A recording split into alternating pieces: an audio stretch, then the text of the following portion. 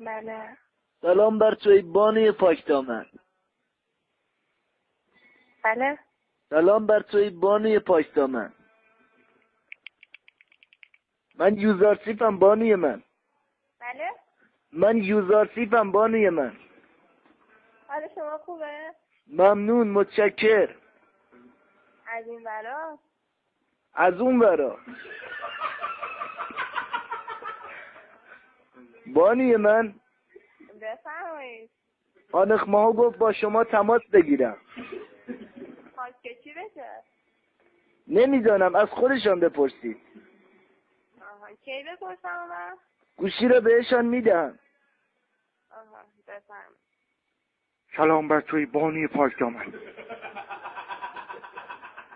بانوی من، دیروز شماره را در معبد به من داده اید. کجا دادم بهتون؟ معبد آمون.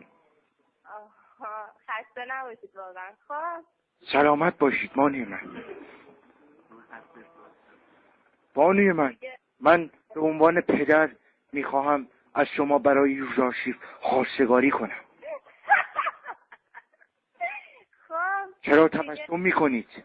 تبسم کار بله؟ خوبی نیست. من کاهن معبد آنق ماهو هستم. جلوی من درست صحبت کنید.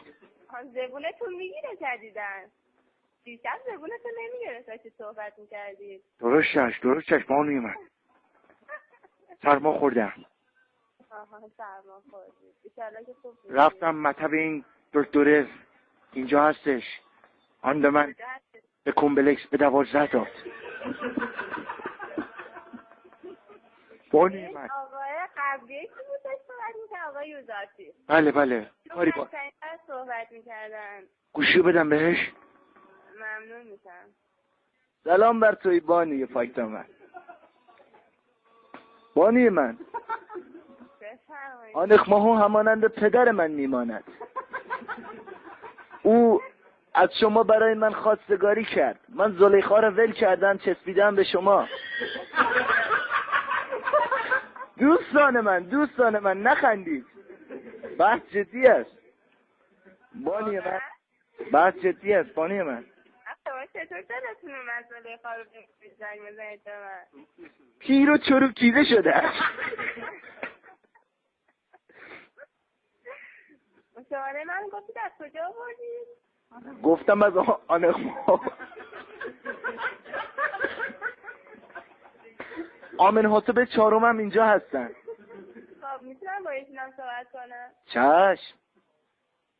سلام بر تو. صداتون شبیه یوزارتی به همتون یه صدا دارید؟ اینا همه یه صدان بانوی من. داره یوزارتی اگه بفهمه به قرآن خودکشی میکنه. بانوی من میخواد. بانوی من آقا نخندید، بذارید حرفشو بزنید دیگه. راست میگوید این بانوی پاکدامن. بانوی من در کودکی نزد بانو زلیخا بودم. حال نیست در نزد پوتیفار می باشم. شما خودتان قضاوت کنید. زلیخا 40 سال از من بزرگتر است. چگونه زنی را که جای مادر بزرگم است بگیرم؟ آفرین، نازی راستی بانوی من، شما دختر جوان در فامیل دارید؟ 1 دانه را برای ایناروس میخواهم، 1 دانه را نیز برای او سیاپوست. نمیسابو. آفرین. انقدر یارانم زیاد شده این که بعضیاشون رو فراموش کردم. اون که یار نزدیکه تا نباید فراموشش کنید. باشه. گوشی رو میدهم به مالک. مالک کیه؟ الو. سلام. خوبی؟ چطوری خوبی؟ کی بودی؟ شناختی منو؟ آره. یوزارشیف بود دیگه. کی بوده؟ یوزارشیف. نه، چی شوخی؟ یکی از خرای قهوه خونه. چطوری؟ چقدر صداش قشنگ بود. تو خدا. تشکر کن ازش، کلی خندیدیم. باشه، تشکر میکنم ازت. قربان قد و بالایت بانوی من. خفه شد.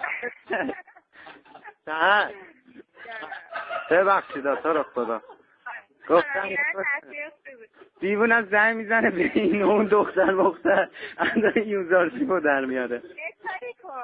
چکار کنم؟ من چند دیگه میخوام برم خونه ساراینا. خب من زنگ میزنم بهش بگو ادایی باشه در به منظر بخندید. خود بیرون نه دیگه میرم خونه ساراینا بعد زنگ میزنم بهش پیشته دیگه. آره. خب بهش بگو حرف بزنم. خب پس سریع بیا باشه. بانیه بانوی من. خب گوشی میخواد معذرت خواهی کنه گوشی. بانوی من قصد جسارت نداشتم، فقط میخواستم کمی مزاح کنم. خب سحر جانم. یه رو 20 دقیقه دیگه بهت زنگ میزنم باشه. قربونت برم. خدا. ببخشید مزاحمت شدم. قربونت خدا.